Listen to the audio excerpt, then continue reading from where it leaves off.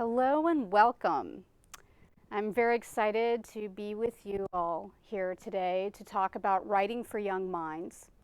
My talk is going to be specifically focused on educators who are interested in identifying and adapting texts for their students, as well as scientists who are interested in writing across disciplines for developing readers. And just as the format was for my last webinar last week on communicating with young minds, I'm going to give a presentation, sort of share the work I've been working on and learning about for the last 20 years. And then after I'm done presenting, there will be time for questions so that I can help clarify any points along the way. And just a note for those of you who are tuning in through YouTube, be thinking about the questions that you would like to ask, and feel free to enter those questions at any time because others can see those questions and vote them up. And so what we will do is we will address the most popular questions first. All right, so let's get started and into this topic. So last week I talked about my framework on community-based literacies and positioning ourselves as co-learners with our students. And I want to build on that work, and specifically I want to build on where I ended. I sort of landed on this idea that even a text, an informational text, could be a type of co-learner, right? That we now want students to actually critically push back on informational text. There's so much out there, and we need to help raise the critical consumers that will be needed to navigate through all of that's available. And so I talked about the questions that would help guide that process. What I want to point out is that these questions are representative of actually a model that I've created based on earlier work in literacy research. First, reciprocal teaching that was developed in the 80s by Dr. Anne-Marie Palinsar and Anne Brown. And then later on, collaborative strategic reading that was developed by Jeanette Klingner. The model that I have created builds on that work and pushes into more critical engagement in texts. And it's a particular tool that follows the acronym CRUSH, so it's called the CRUSH It model, that starts with calling out the text and reaching for ideas, unblocking unfamiliar terminology through various strategies, summarizing new understandings, and then really getting into hacking into the text. That's the critical reasoning. And those tools are available, will be freely available to anyone who's interested. You can either contact me or you could reach out through Frontiers for Young Minds, as well as through our community-based literacies website, which will be soon going live. Before I continue on into the new discussion about writing for young minds, I want to give a big thanks to Frontiers for Young Minds for being a wonderful partner in this endeavor, as well as the Gewurz Graduate School of Education here at the University of California in Santa Barbara, who has been supporting my work on community-based literacies. So the question that I really am focusing on today is what makes for a considerate text for young minds? And I've broken that down into three more bite-sized questions. First, what kind of content should we be thinking about when we're thinking about these texts? And how should that content be communicated in the text? And then finally, how is that content able to engage in actual dialogic action or dialogue with readers in that text? And so I'm going to address each of these questions throughout my talk. So let's first talk about the content. What I've learned is there are three main principles that I think are key for thinking about what kinds of content we want to include in considerate texts. First, I think it starts with choice. To what extent are readers able to engage in deciding what they read about, right? And then also, what kind of variety are we providing students, our young students? And there are so many genres, forms and formalities of texts. how much variety should we be thinking about? And then finally, in what ways are students able to explore such variety within various contexts? So in thinking about the typical school context, this image here shows what I commonly see in elementary schools, where textbooks or various types of books are organized by these tubs, and these tubs are lined according to some letter. And this organization is not by topic, and it's not by genre. It's actually by reading level. And in particular, the Lexile levels have become ubiquitous throughout not just school curriculum, but online reading programs, as well as other various programs where a teacher, if they want to, if they find a text, let's say from the New York Times, and they want to make it accessible to a third grade reader, they might might enter that text into a particular online window, and then through this sort of Lexile organized algorithm, it produces an adapted text. So there are issues that I have by organizing text in this way. How are young readers able to choose topics? I will never forget a fifth grader who I was talking about having a little field trip to the local bookstore and also the local library. I wanted them to see and explore the various texts that were around us. And this is while I was teaching in Seattle. And he said, oh, actually, no, I can't. I can only read the orange books. And I had no idea what orange books meant. Because the Lexiles, they were just starting up at that time. And he was referring to the fact that now books have these little colored dot systems. And it's a way for kids to know what level of book to read. So this system is not able to support any system beyond the school walls. That's a real problem. Now I know that libraries are starting to incorporate the Lexile levels into their reading, but it really moves the gaze away from choice to ability, according to a formula. So let's talk about that formula and how and what the Lexiles are generally based on. The formula that the Lexiles was founded on is essentially an algorithm that was created in the 1940s that is based on what we call the readability formula. And the readability formula includes an analysis of the average sentence length as well as the average word frequency. So the average sentence length is based on the assumption that the longer a sentence is, the more complex it is, and thus the more difficult it is for readers to unpack. Okay? So with embedded clauses, you can imagine maybe there's a greater burden on working memory, and the relationships within the sentence increases in complexity. So that's the assumption. In terms of word frequency, what frequency means here is the likelihood that a reader has identified or is familiar with the word in a given text. So for example, a high frequency word would be the word the. As you can imagine, this is ubiquitous. This word and a, right, is all throughout so many texts. It's hard to have a text without this word the. And so the likelihood that that's an easy, familiar word to a reader is high. And so that's what a high frequency word means. A low frequency word example would be maybe bioluminescence. You would only find that word in maybe more specialized texts, scientific in nature, right?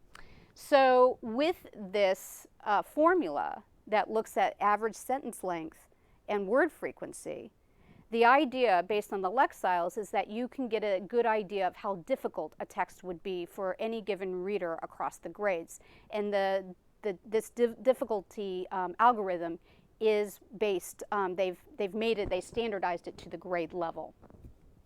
So let's take a closer look at this formula. Let's just zoom in as if we were looking through a microscope. So I'm going to give you two different texts, and I just want you to think which you think might be more difficult for a reader. So here's text number 1. Andy had to go to the store. He needed milk. Now here's text number 2. Andy had to go to the store because he needed milk. Which one do you think is most difficult? Which one do you think would be harder to understand? And I can think of 3 very plausible responses. Well, if we were to focus on the readability formula, we would say that number 2, the text number 2 would be more difficult because the sentence is longer. Plus, it has an added word that arguably might lower the frequency quotient, right? Or you could think that number 1 might be harder because the word because is now just implicit. So then the onus is on the reader to try and make the relationships between those two sentences. Or you might decide, well, the readability formula isn't truly that sensitive, and because the information in both texts are largely identical, maybe they're about the same. So I just offered good explanations about why there might be 3 plausible answers to this question. And indeed, if we looked at the readability formula, and what's nice about the Microsoft Word program, and this is for English, there's ability in the spell check and the grammar check. You could actually select readability statistics within that. So I was able to enter this through Microsoft Word and get a Flesch-Kincaid reading level. And sure enough, text number 1 is identified at below first grade level. But text number 2, I don't know if you would have thought this, it's identified to be at the 3rd grade level in the 8th month, almost the 4th grade level. So 2 texts that are essentially similar in content have incredibly different levels indicated here according to the readability statistic. Arguably, both of these texts, if you can imagine, let's just be generous and say a 2nd grader. I think a 2nd grader could probably read both and understand them pretty well. So this isn't a good example of some of the problematic nature of using this sort of readability way of determining difficulty. You can also zoom in even more, not just at the sentence level, but at the word level. So let's do that. Let's take a very simple word, 4-letter word, base, at the base of this screen. 4 letters, easy to decode. In fact, we call this a highly decodable word. How could this be difficult, right? This is a very simple word. But the problem is the context. What kind of base are we talking about? Are we talking about this kind of base or this kind of base? Or what about this one or that one? The polysemic nature of English makes such words very difficult, especially for multilingual populations that are trying to strive in our school systems.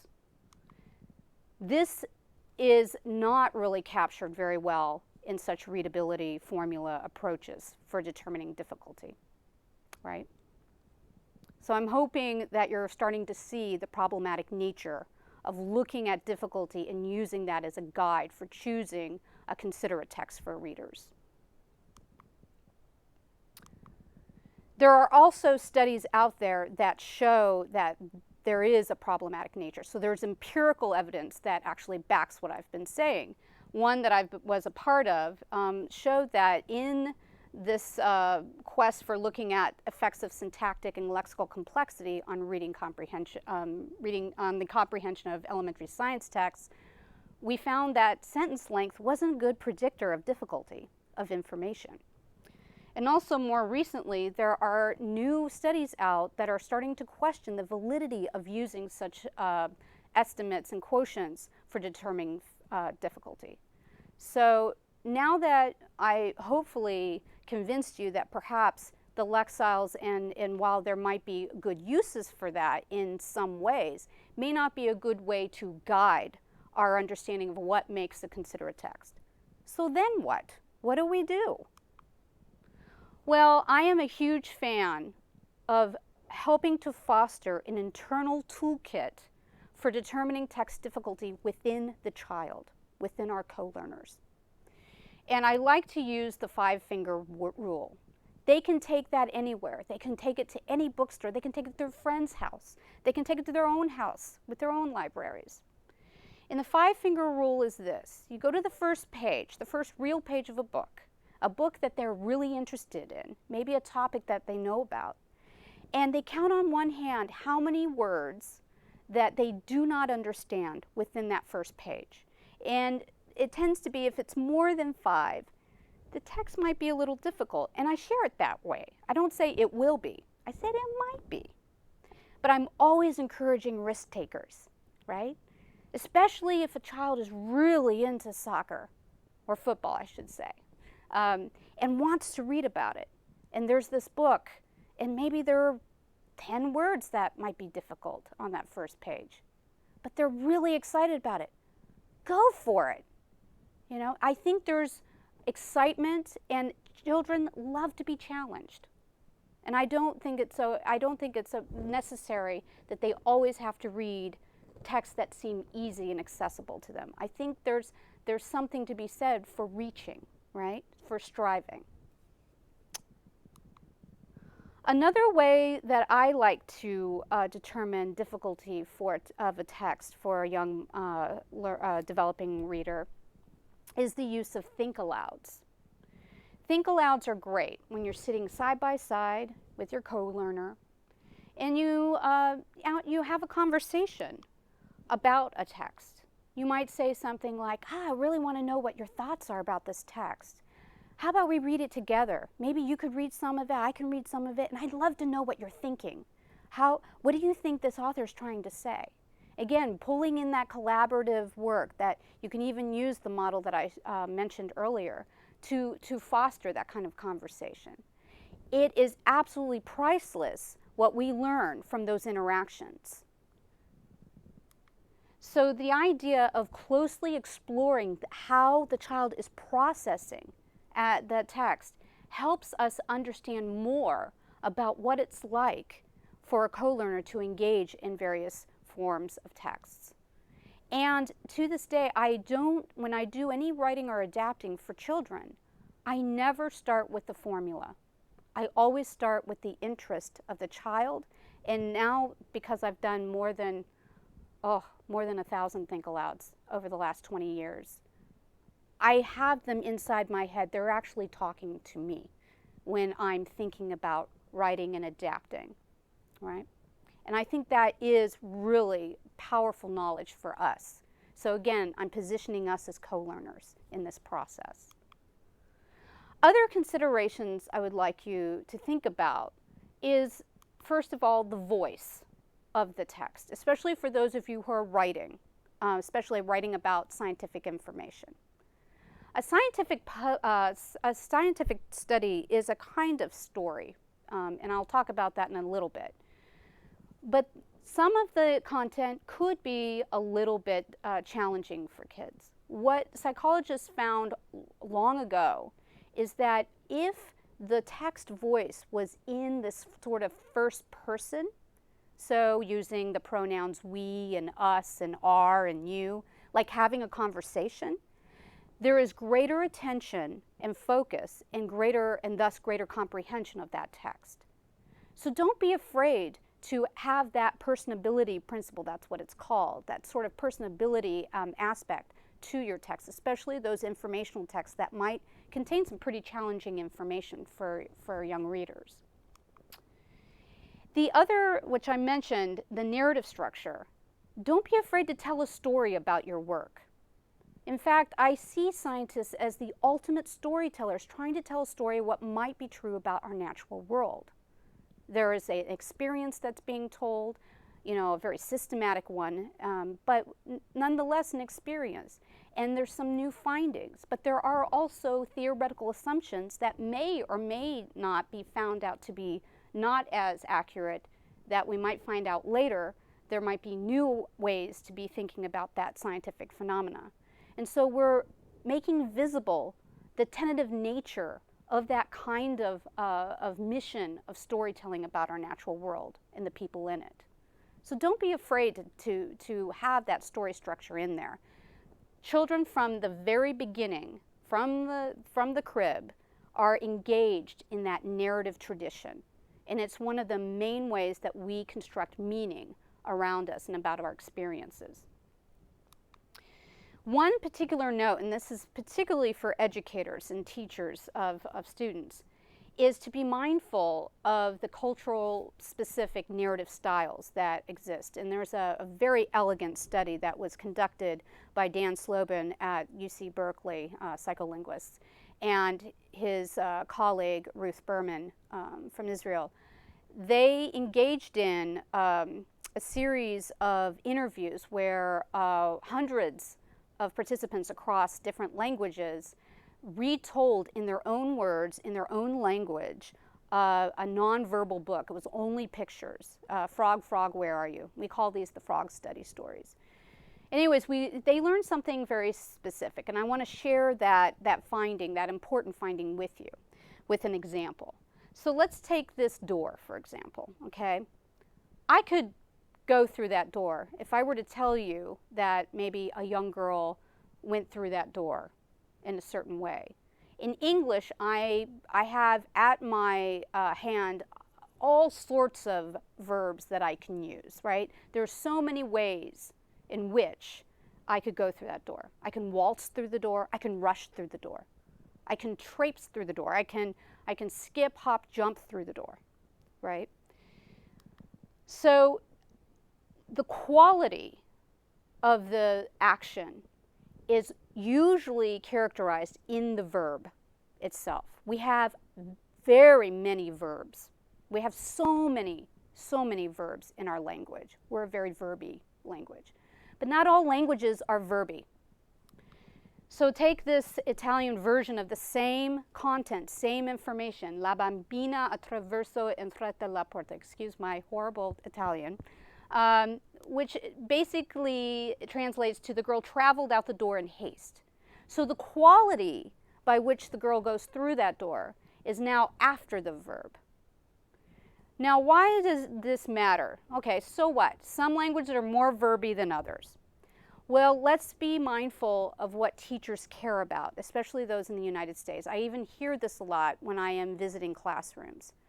Okay, well, she went through the door. That's a 10-cent word. How about bumping it up to a $1 word? She rushed through the door, right? So there's a value for thinking about the rich verbs that we have. But as educators, we need to be mindful of these cross-linguistic differences, in that maybe there are other ways to be expressing ideas, in that this form of development takes time. And it would be the same if we were studying, if I were a student in Italy, right, learning Italian. So I think it's important to be mindful of that. A little note to Frontiers, who is working hard to make sure there are many different translations of the publications. I actually don't think there would be a problem with this, but maybe just be mindful of making sure that some native speakers of these languages have an eye on it, of the translation process. But Google Translate, unlike the reading formula from the 1940s, has continued to develop tremendously. The translation capabilities are amazing, so I don't think that is a huge issue. So now about how text can invite dialogue. How can a text spark an idea, a discussion, wanting to know more? Well, I want you to think about it in terms of this question. What conversations do you even envision fostering among readers, right? If you have, let's say, a text about sloths, and it's just a bunch of facts about that sloth, okay, that's great, and it's very interesting. but what kind of discussions are you hoping will happen? Now let's just encase it in a narrative structure about the declining number of sloths over a certain number of years. Now I'm starting to see maybe a discussion about climate change issues perhaps, maybe our biodiversity being threatened. Now I'm starting to see that it could be more dialogic, right? While you're thinking about adapting and writing for young minds, there are some questions I want you to keep in mind. First of all, do I find this interesting?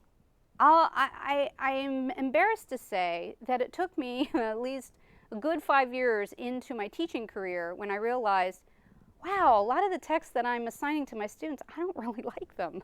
I had to use the textbook that was assigned for my class when I was teaching science, and I thought it wasn't very good. You know, do I find a text provocative? Insert yourself as that co-learner. Also, when you are engaging in text and you know that, especially for the scientific texts that people want to create, think about for those words that you want the students to learn about. Make sure there's a lot of contextual clues available so that they can unpack, they can use strategies, use the clues around them to unpack those words. Students really love learning new terminology and they like the challenge. I think one of the most important things though is keep being mindful about what learning opportunities you want readers to have. And I think during, I'm going to transition a little about sharing some good examples of what I think are good considerate texts. And so this is just a reminder for those of you to be thinking about the questions you want to ask, because I'm about to wrap up. I want to start with maybe a text I didn't necessarily find very engaging as a kid. When I was in first grade, this was the text I had to read, Dick and Jane. And I want to read a little bit about this. Look, Sally, look, look, see Jane. Oh, Jane, see Sally, see little Sally, little, little Sally. So this is an example of a high decodable book. It's highly decodable because there's a lot of repetition of words that are very, what we call, orthographically transparent. What I mean is that what I'm saying, it's spelled exactly how it sounds. It's very transparent. And these high decodables were created, and they're still created today, maybe not Dick and Jane, but they're still very similar to this, is they're created based on the assumption that first children must learn how to read, and then they get to learn from reading. As literacy researchers, we've become very cognizant of the fact that that may not be a good idea. Because just as I was reading out that text, my brain was turned off. I was purely decoding. I don't even know what Sally and Jane were trying to do because I did not feel there was any information for me to unpack. All right? So this is a good example of what I would think is not a very considerate text for children. However, there are good examples of high decodable books that are quite considerate, and I want to highlight a wonderful nonprofit organization by a good colleague and friend, Dr. Nicola McClung at the University of San Francisco, and her colleague, Dr. Arturo Cortez. Social Justice Press is the name of this organization, and they are specifically focused on providing very considerate, diverse texts for young readers. And a good example of this, what's featured here in this news article, is a book by a young reader herself, Miata, who is sharing her experiences of navigating around in San Francisco. And it's a high decodable book, but in addition to being able to practice and learning how to read, children are actually getting information and from other children. So this is a wonderful company, and they try to make prices very reasonable for schools. Another example is, of course, Frontiers for Young Minds, which I am a big fan of, where kids are actually positioned as reviewers for scientific information. I can't think of a better initiative. I would highly recommend any educator to go on this website to see what's available for their students. One thought I have for this journal is thinking of ways to build in opportunities for children to also be authors. Maybe creating big reviews for scientific studies. I know they engage in live reviews, but perhaps maybe even co-authoring with scientists. I would strongly also recommend any scientist who wants to submit to this to engage in the submission process with children at the very beginning. Visit a nearby school, become a partner with that school, and see what kids are interested in, because it'll help guide what aspects of your studies you want to pull in and adapt for them. So that's all I have to share today, and I thank you for your time and attention, and I'm ready now for questions. Thank you.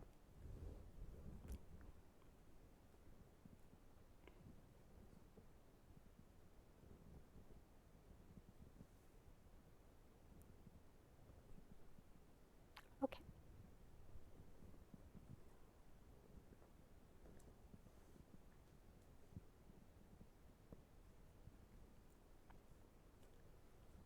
All right, so we have one question from Emma Clayton, and the question is, there can be difficulty in creating a text that is readable, and in some cases it results in text being too simplistic to the point where it can be patronizing.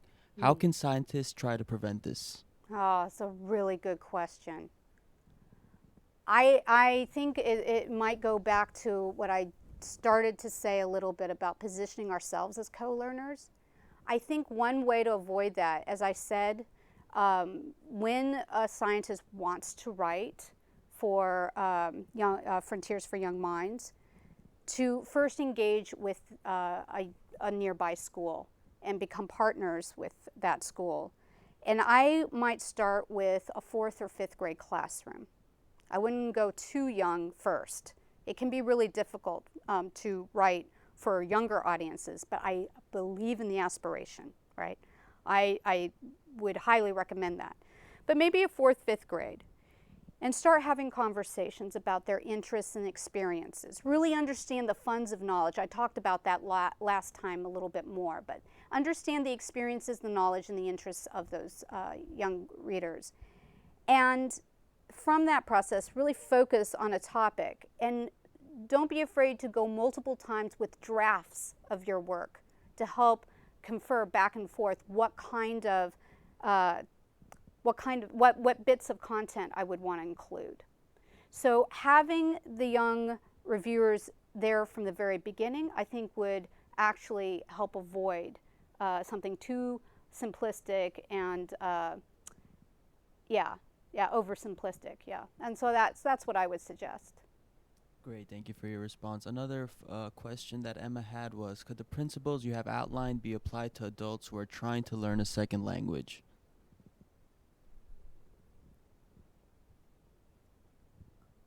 I think so.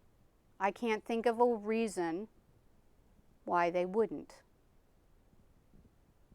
Because if we constantly position ourselves as co-learners and we're constantly thinking about the interests and the funds of knowledge of those potential readers, right? So imagine reading for no reason. It's not what we do. There's always a purpose and a reason for reading and writing, always, because it's communicative. It's a form of communication. And because of that, then there's a context. So who are we writing for? For what purposes? Under what conditions? In what time frame? So we need to be mindful of the context. And as long as we're mindful of the context, this could work for everybody. Yeah. Great. Next, we have a question from Hedwig Enns. So this question is, if I understand correctly, we shouldn't aim for a specific reading level or ability when writing for a younger audience. should we still aim for a specific age group or what else? I think I would imagine instead of, I guess when okay, I'm going to back up. So remember I talked about engaging in over 1,000 think alouds. So I sort of have built this prototypical fourth grader, fifth grader in my head. But that doesn't mean I'm always right. So I always say, for any text that I've adapted, this is a draft and I need your ideas. I need your help. I want to make it better. And so every time I'm making it better, I'm making it better because I'm engaging new reviewers of my work. So then I'm focusing on those individuals that I've engaged in that conversation. So I would say it's more of a grade level, right? So if I'm going to a fourth grade classroom, I will be honest with you. In fact, you can go to a second grade classroom. The variability of strengths and needs in terms of literacy is great. So thinking of a particular reading level may be a little more difficult than thinking about a general grade level of interest in topic. I think another thing to think about, and I don't know if this works beyond the United States, but in the United States we have a very structured system in our curriculum. Fourth graders have to learn this, fifth graders have to learn this, and in California we have California standards, so every fourth grader needs to learn about the gold rush. That kind of information would be very important. So let's say I'm a scientist and I work on nanoparticles. I just happen to adapt a text for a fourth grade classroom, so I happen to have this.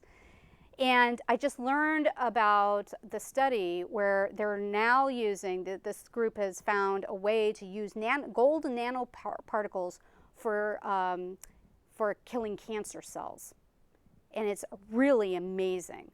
So look how I have dovetailed this current issue about gold with the gold rush. What did I do with that? Well, I'm hoping that kids will start to think critically. Oh, they all went and grabbed all the gold, and there's no more gold in California.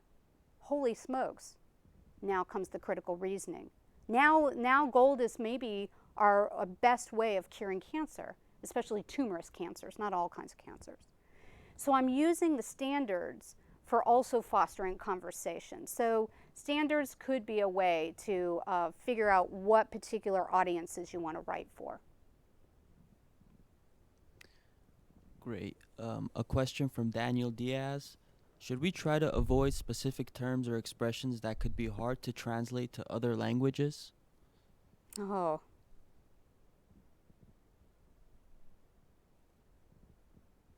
So the problem, yes, the problem with that idea of avoiding is that we communicate within a language, right? We communicate within a particular language. And the important first step is to communicate as clearly as we can within that language. And then there's the second step of how do I translate that communicated information within that language to another language. And I would never do that without a partner on the other, for the other language. So if I have something I've written in English and it needs to be translated in Arabic, and Arabic, for example, is very different in many ways, and I'm learning that, learning a lot about that. I would not do that without a partner so that we can work together. So there's no clean way to do it. It's through negotiation and through co-learnership. Yeah, that's a good question. I'll continue to think about that one. That's a good one. Thank you. And I have one question is, I'm Sos, by the way.